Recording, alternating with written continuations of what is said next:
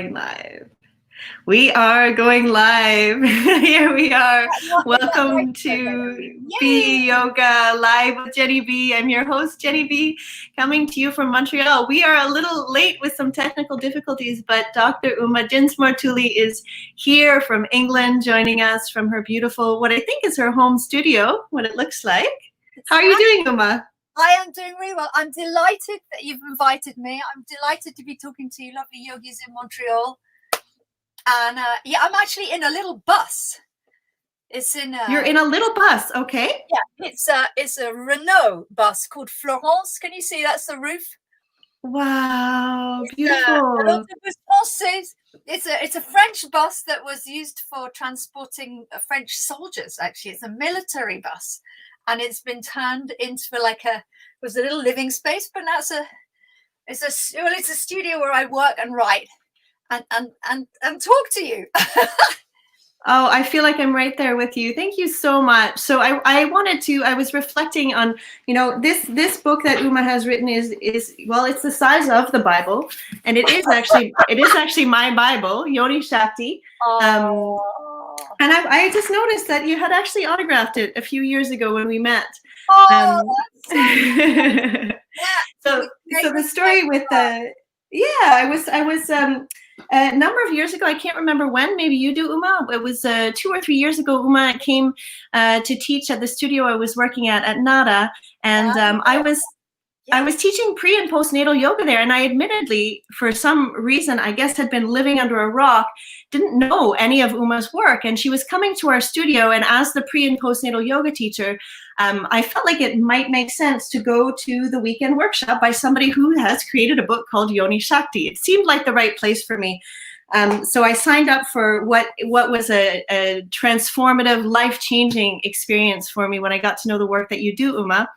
And which, of course, not exclusively, but is surrounding maternity. So I was hoping that you could start off maybe giving some viewers a little, what is it that you do and that makes the style of yoga that you teach and you have created different from what we might be used to?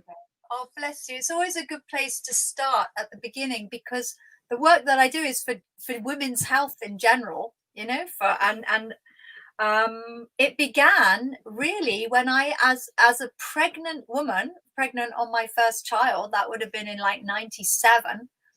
I was kind of not completely happy with what yoga I was being offered, so I started to two things came together. So I was training as a yoga therapist at the time, and I was attending my kind of lineage yoga that I was connected to at that time, very traditional kind of Indian approach to yoga.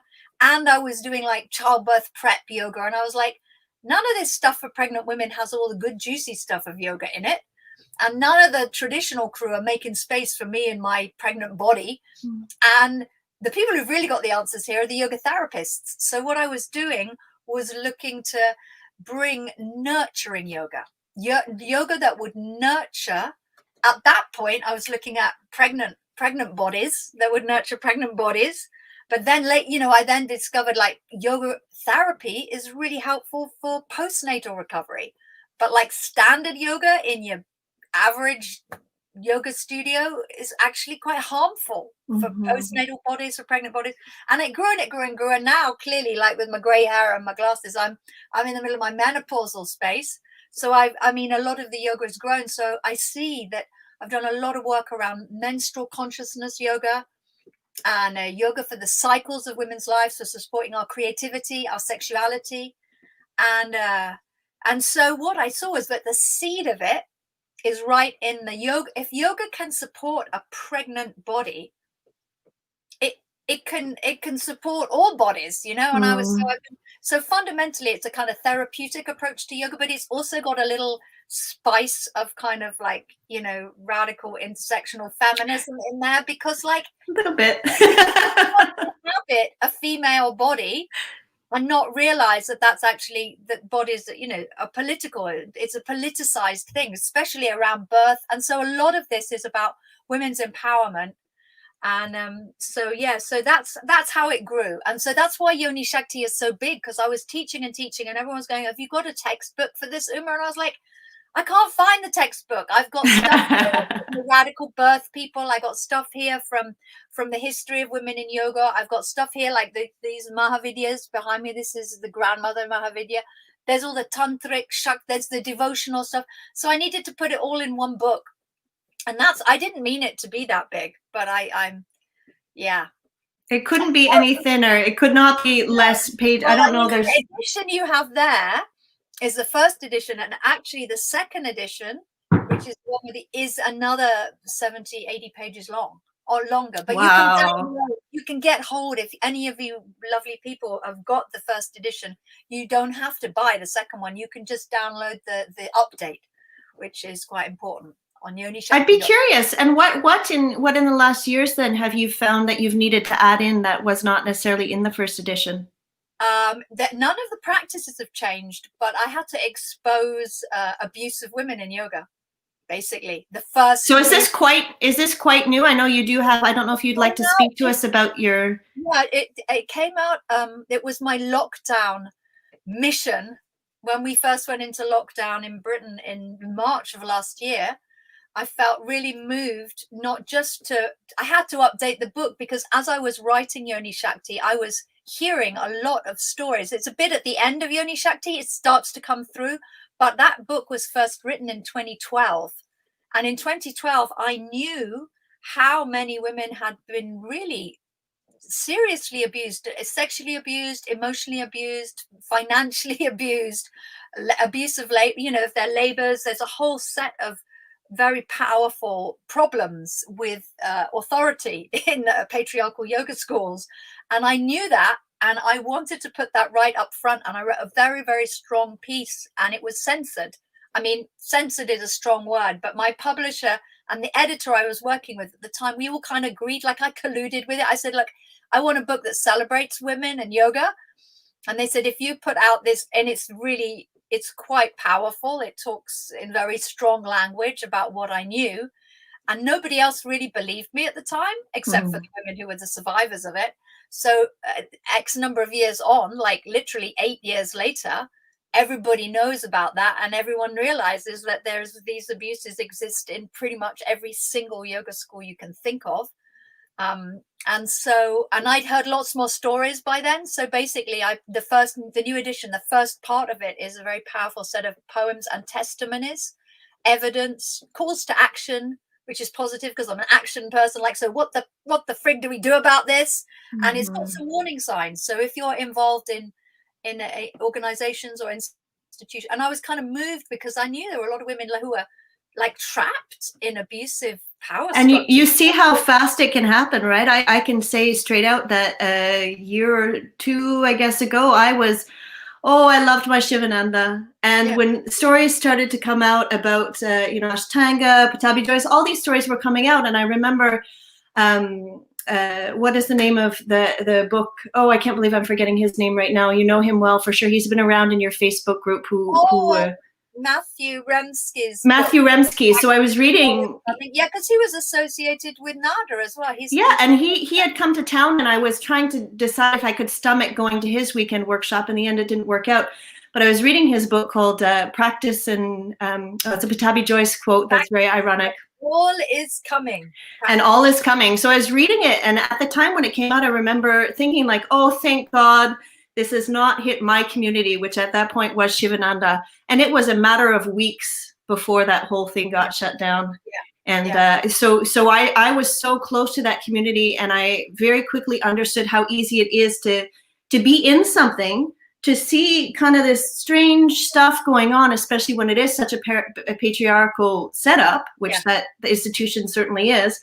That said, I mean, I've met many wonderful, amazing people who are actually still associated with Shivananda, but I really understood how you can find yourself in these situations without really realizing how you got there. And then there's the beauty of it in the community, and then you're kind of looking around like, oh my God, now what do I do? No, exactly. I mean, I felt that as a person with a voice, I needed to sort of set the record straight. So I made grave errors of judgment, because at the time I was writing Yoni Shakti, I was still receiving teachings and was part of a Satyananda yoga community in India and around the world. And it wasn't until the book came out, and then in 2014, really serious accusations of abuses of women and children in the Australian ashrams of Satyananda Yoga were revealed by a commission, a royal commission of inquiry into institutional child abuse. And there were many institutions investigated, and the Satyananda ashrams were one of them. So that was and I've written at length about that on there's statements on our Yoga Nidra network, but I needed to review all of that, because evidently I had to go through my response as a student of that lineage and to offer a critique of it, because there are many valuable teachings within it. But I think I've kind of tried to rehab those teachings and disinfect them, as it were, and still offer them out, because I feel there's so much of value in yoga. But it's undeniable that there is a lot of abusive power structures, and then those power structures are kind of tied in with a lot of other inequalities and inequities that are mapping out in terms of racism and in terms of misogyny and in terms of kind of economic inequalities. And you see all of that in yoga institutions. Mm-hmm, mm-hmm. How is it then, this for me, the expression of not throwing the baby out with the bathwater really comes to mind with all of this, because I mean, we have to recognize where yoga comes from, and we have to look at, how different cultures are and very ancient belief systems, and how is it possible to keep the good stuff, and how are you disinfecting? How can we disinfect without just throwing it all out? Well, I think we need to be aware of context, and we need to be aware of actually what's actually healing and nourishing about these practices. It's really simple to me. It's like, these are practices for liberation. Yeah, they're practices intended to empower people to connect with source power. That's what Yoni Shakti means. All yoga's about that, isn't it? To connect with source, to reconnect, and that anything that's truly liberatory is a powerful, positive thing. But we have to liberate those tools out of the structures that are oppressive. I mean, and so basically what I've done is function in a post-lineage way. That means that I no longer am associated with any of those lineages, not because I'm like anti-lineage as a basic idea or anti those practices. I just don't want to be tied up to those really oppressive kinds of hierarchies that are disempowering for people. People get into them and they're like, basically, in that worship of the guru shishya thing, it doesn't really translate into a Western environment. It's deeply embedded in the whole Indian tradition, where your family has a guru. I'm looking at it from a point of view, somebody who's married into a British Indian family. So like there are gurus for your family, and there's a whole, and it's not just like a commercial thing where you sign up and pay up, and it's a very problematic transference, the guru shishya thing from the Indian traditions to a commercial Western yoga selling thing. That's troublesome. But if we want to really work for freedom and justice and empowerment with yoga, which is what I'm trying to do specifically around women's health, then there are so many practices that when you take them out of that context of oppression and patriarchy, they become much more free. And I give you one simple example, is the way that I work with total yoga nidra is like the antithesis of the way that I'm trained to deliver it. Okay, it doesn't mean I'm not starting I'm interested in that. I love, I didn't realize we'd get questions. No, what I've done is I could, you could start a new lineage by like having franchises and setting out class plans, and I don't work in that way at all. What we work is the collaborative way. So I don't teach on my own. I teach with a team of collaborators. I've just been having a meeting with someone I've been working with for 13 years. So like when we just say, for example, we run our Yoni Shakti course, we run a women's course with a circle of teachers. So we have a circle of teachers. I'm just one of those You certainly don't want to put yourself in the role of guru then. No, because think about Yoga Nidra, for example. I was trained to deliver Yoga Nidra like this, okay? I tell you what to do. You don't move. You know sleeping. You behave yourself. Don't repeat now, repeat. You know, that kind of language. I was trained to do that. Now, I know how valuable Yoga Nidra is, and I know how triggering that kind of language is. So what we've chosen to do with our network, and I think the Yoga Nidra network, and we make mistakes, but we're trying to not set up a new lineage, to set up a network. It's basically a community of knowledge. And that's what the post-lineage term is. It's quite useful. It's a term that's been kind of invented, actually, or it's not invented. It's a description of what Theodora Wildcroft has seen. I think it is a new level of consciousness is a way I'm happy to describe it, because we can see it's collaborative, it's in circle, it's not about this guy at the top. It's not like a pyramid sense that there's someone at the top telling everyone else what to do. Like, we respect and honor the wisdom in the circles of the women who come into, say, for example, the Yoni Shakti training or the Nidra trainings that we do. And we listen to people and we empower you to deliver, for example, Yoga Nidra in a way that's permissive, inclusive, welcoming. You know, it's nourishing. It is welcoming. You open Uma, if anybody has not heard, and her Yoga Nidra network is wonderful. When she's talking about the collective, there are a number of free recordings that you can listen to. 23 different languages. So I have a commitment to linguistic diversity, and that's one kind of diversity. And we're also like offering bursaries, and we're trying to like get a reach out. And there are hundreds of free nidras out there, and all of them are like live recordings of teachers sharing. Oh, bless you, Mika. I mean, I think it's so important, because if we really want to share these tools of liberation to help with the evolution of humans, because we certainly need to evolve out of where we've been, we have so much to learn from ways of sharing and being that are not a capitalist patriarchal structure. And yoga doesn't have to be like that. Do you know what I mean? It doesn't have to be that commercialized kind of, we'll sell you, basically, I don't know what else you want me to say about it, but that's why I don't throw the baby out with the bathwater, because these are ancient practices that I have, you know, full respect for their roots, for the extraordinary process of having preserved yoga, you know, under the friggin' British colonial kind of attempts to eradicate anything like that, you know, and to demean it. The people who held fast to those yoga traditions in India deserve like full respect and honor, because that is the treasure for the whole of humanity. It's a treasure. And so I feel honored to be able to share what I feel is like authentically connected to the roots of the practice. I went back with Yoni Shakti, did loads of history. So you back so far though, in that, like, I know in many teacher trainings that we're taking here, even, you know, you can graduate from your 200-hour program. You can have been practicing yoga for a long time, and the word tantra is still a scary word, right? We most people in the West associate tantra with sex. And point final, that being the end of it. But of course, this beautiful book. Could you give for people who are thinking of tantra sex as the way they're looking at it? It's such a big subject, but could you give us a little taste of why it's not just that? I think one way of understanding tantra is that it's like, if you think of yoga as the sun, tantra is like the mother.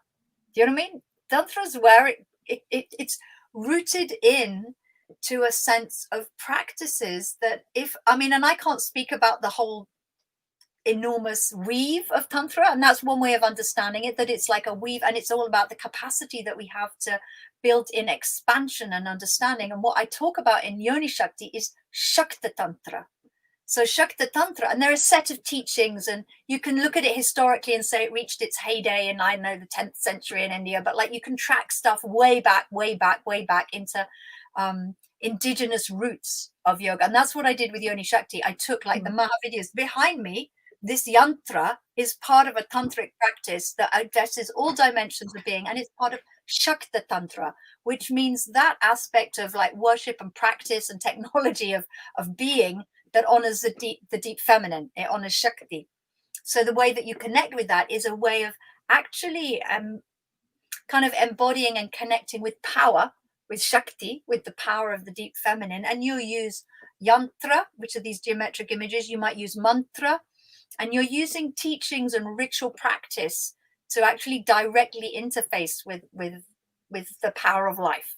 That's what I would say. Wow, well said. Different definitions of it, but like it's so a lot of what's in Yoni Shakti was I was tracking the kind of the roots of Shakti Tantra, which is a worship of energy as the divine mother in her many aspects.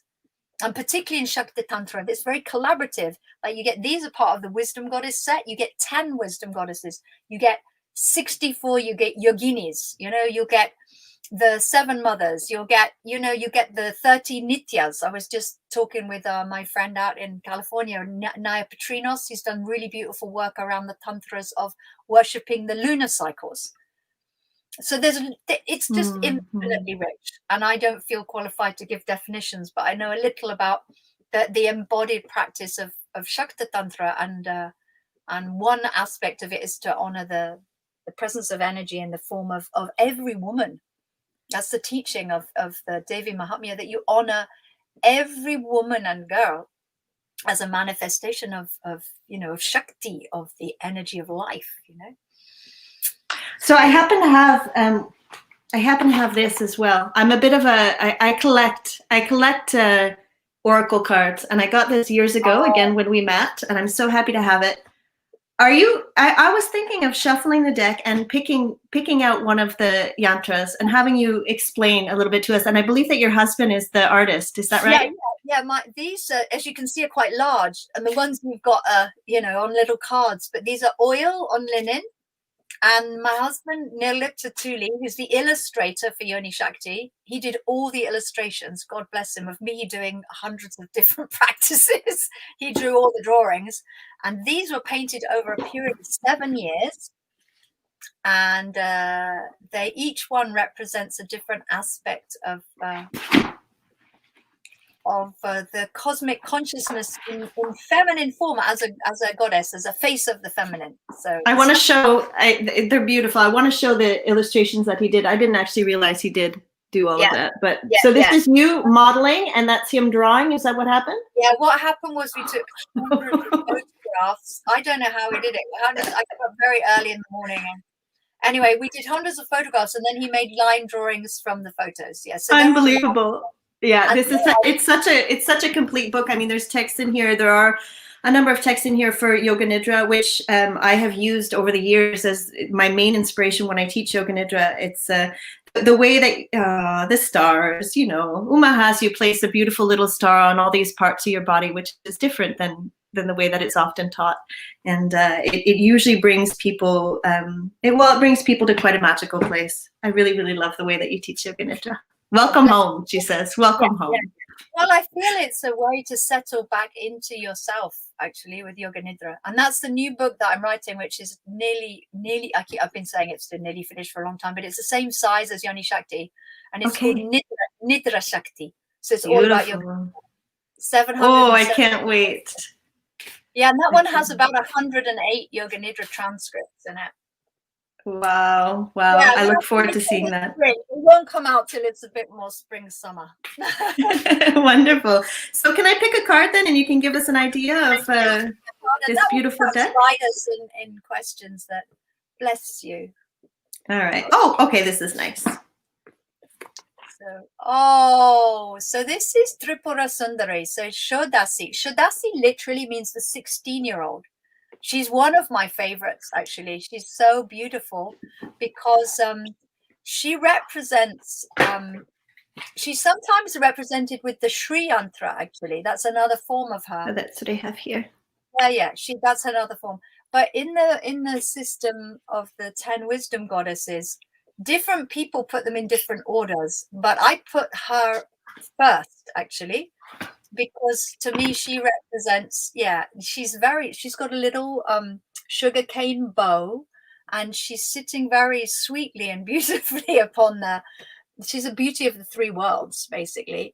And in terms of a life cycle, a female life cycle, she represents menarche, you know, the energy around the very first menstrual period. So she's said to be 16, or the eternal 16-year-old, but she embodies that quality of innocence and power that I think needs protection, you know. And so Shodasi or Tripura Sundari means the beauty of the three worlds. Sundar is beauty. So she is that exquisite and perfect beauty of the moment of immense power embodied in like innocence and youth. So she's like dawn, you know, she's the dawn light. Or she's also like, you know, I don't know if you spend much time around young women who are coming into I'm on the verge of tears because I've got a prepubescent kiddo in my life. Yeah, my girl is one of the technical difficulties is my 13-year-old daughter is playing Minecraft, and I'm like, you need to get off the Wi-Fi. So yeah, and I see that but the funny part, please, there's a call for us to protect that power of those girls to come into their own womanhood, to come into their sexual identity of themselves, and all the explorations that might involve, you know, to engage with all these issues around gender and cyclical awareness and everything that's there, and to fully feel able to be themselves, you know, and to be how they are with all their beauties or whatever they choose. I've watched my daughter working through all these phases with the makeup and the eyebrows and this and that, and now currently she's in the like, I'm just wearing the lumberjack shirts, you know, she's in that. So, you know, it's like, but what you see is that as a community around that energy, we have a responsibility to hold it safe for them, you know. And you can see it as other things. It's not just about girls getting their first bleed, you know, and celebrating that and allowing them to feel positive about that, but it's also about any kind of experience you have where there's, you know, when you have like a new idea is brewing, you know, or there's a tender idea of stepping forward into a new version of yourself, or it's like anytime you've encountered that kind of dawning thing, that's Tripura Sundari. It's very, very precious. And I feel it's like such beauty to be really honored and protected, rather than, you know, over sexualized or shut down or like, you know, limited in some way with shame and with all those things that young girls get. And we did experience in that weekend I was talking about, the training I took with Uma. She had us, I don't know if you do it in every time you do that particular workshop, Uma, but you had divided the group and we kind of all had an opportunity to reflect and share the reaction of ourselves and our moms, etc., at that first moment, the first period, and to understand how that forms our feelings quite often around shame and embarrassment of this for the rest of our lives. That first moment, and how our moms usually react to that moment, it affects us forever. Yeah, I feel that, I mean, the first day of all the trainings, and I've done it in retreats as well, I always call it honoring the girls we were. I mean, because mostly I'm working with women who grew up as girls, and I'm fully aware that, you know, we've kind of expanded our reach to be inclusive and welcome to people who identify as women who want to connect with that. And there's a different experience, I think, sometimes for women who grew up as girls and need to make peace with that, because often there's a lot of, as you said, shame and pain, and those things cast a very long shadow over our entire lives inhabiting female bodies, for at least for as long as the menstruations continue. And what I observe is a lot of my work as a yoga therapist is dealing with fertility issues or issues around the reproductive system, like menstrual pain or mental health issues associated to the menstrual cycle.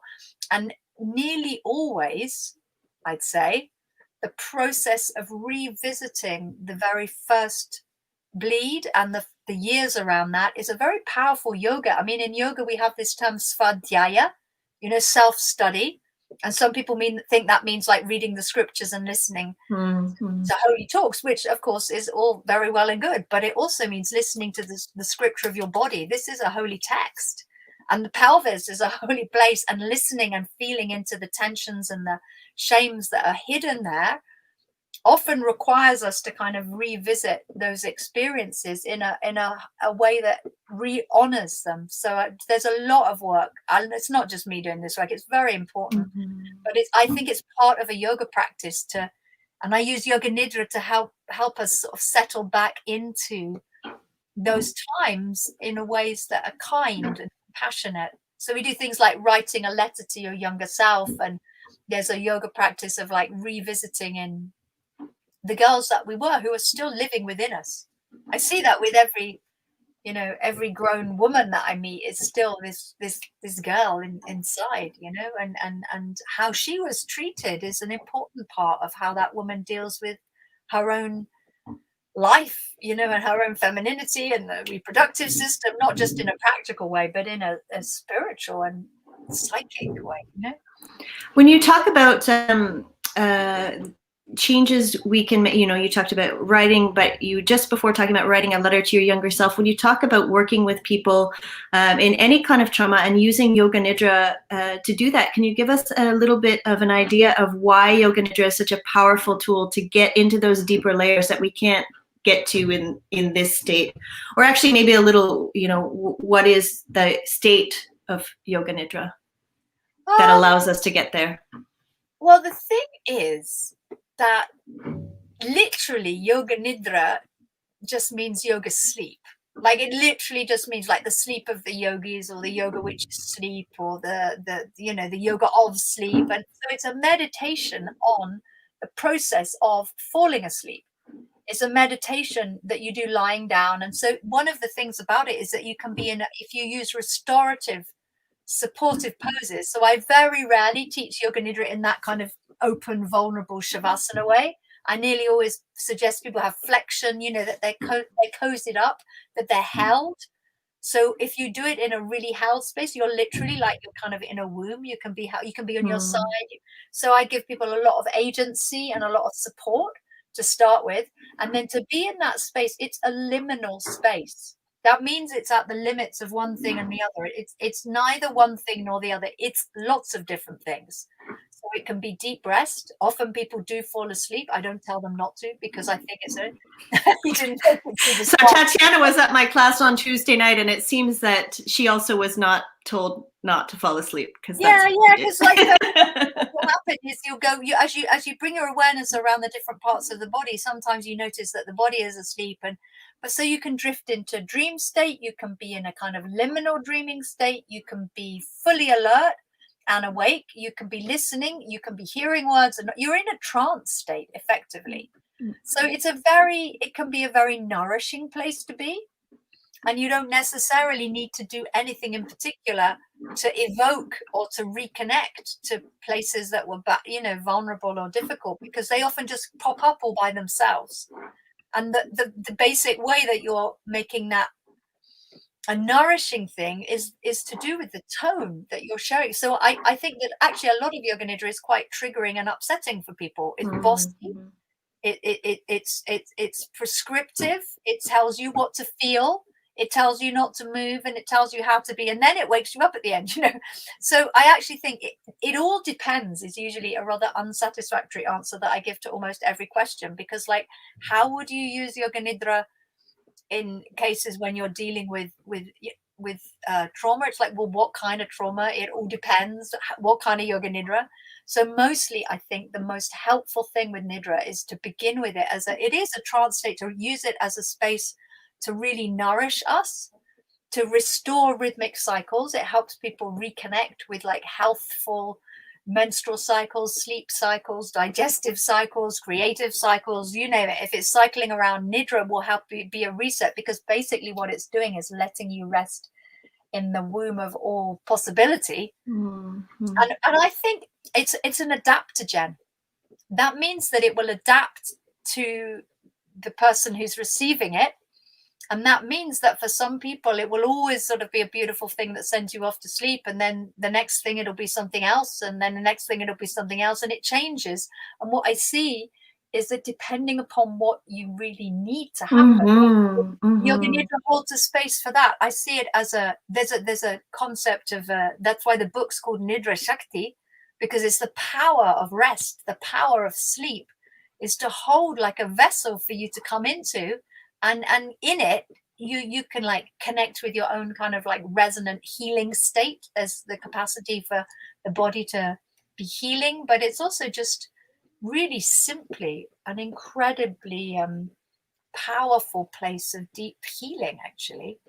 And sometimes you can be really specific. So I did do a whole series of Yoni Nidra. There's a whole album I've recorded of Yoni Nidra, and that's specifically about the reproductive system, the female reproductive system. So it's really looking at, thank you, that's it, Yoni Nidra Network, that's where you find them.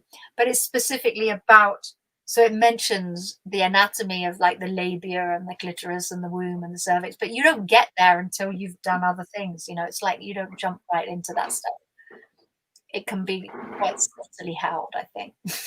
So if people are interested in listening to, I mean, there are many voices, and the voices of Uma's students as well, but I personally have found some of her yoga nidras that you can purchase on the Yoni Shakti site, and then there are also others on the Yoga Nidra network, paid and free. And if Yoga Nidra is new to you, or if you're watching this and you've experienced it with me or someone else, I really encourage you to check out those two sites, because as she said, it's all there. The good stuff is all there, and it's just softer, and it's again, she opens it with welcome home, and to me that kind of says everything when it comes to Yoga Nidra. I really encourage anybody who's interested in the subject to go check that out. And I could ask Uma questions for the next 24 hours straight, but I'm going to say thank you so much for being here. This was a highlight of my week, if not month. Really looking forward to it. Yeah. Delight. I'm so glad to be part of what you're sharing, and to like open up different voices of yoga, and just get discussions going, and just realize what a tool we have here to support and nourish everybody. Because it's challenging for people right now, and I think that yoga offers so much that's just deeply nurturing, and it is. We see that it's for everyone, right? I mean, Yoga Nidra is a part of yoga. So for the people who don't feel like moving today, that's what you do in Yoga Nidra. You don't move. You don't have to. I get people fidgeting and wriggling around a lot, but I tell you what's quite, it's one of those practices I think that translates really well just through online, through audio and through this. We've been running our trainings on Zoom. It works incredibly well because you're able to really, when I'm with my clients, I can really watch carefully and share, and it's nice to do things in person, and maybe one day that will happen again. But right now, we really need these practices. It is, and we're grateful. I say that to my students every time they show up. I cannot wait to massage your feet next time I see you in the same room. But for now, I'm so grateful that we have the opportunity to connect in our little squares and boxes in meetings. It's beautiful that you're able to kind of like still weave the web through your podcast. So thank you for inviting me here. Thank you. I hope to see you again. I'm always keeping an eye on what you're up to, and one day we'll see you in the flesh again. One day, I'm sure. And until that time, thank you so much, Uma, and bless you for doing what you do, because it trickles out, right? It's not. She said it's not just her, but the amount of it trickles out pretty far. So thank you so much. Well, thank you for the work that you're doing. Keep up the good work. Thank you. We'll see you again. Take good care. Yeah, bye-bye.